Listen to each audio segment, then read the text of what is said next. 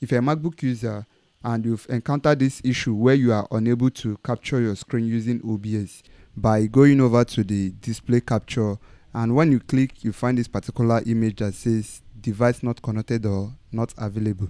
Here is what you can do to address the issue without any hassle. So to be able to do this quickly, just come over to your MacBook icon here at the top right hand side, click on it, come over to system preference, double click on the security and privacy, locate the screen recording, scroll down.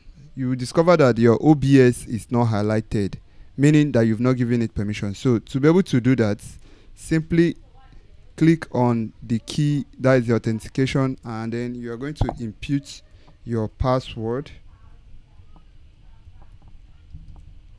Once that is done, it unlocks your system preference and gives you the opportunity for you to tick this. Once it is ticked, you are going to click on the quit and reopen.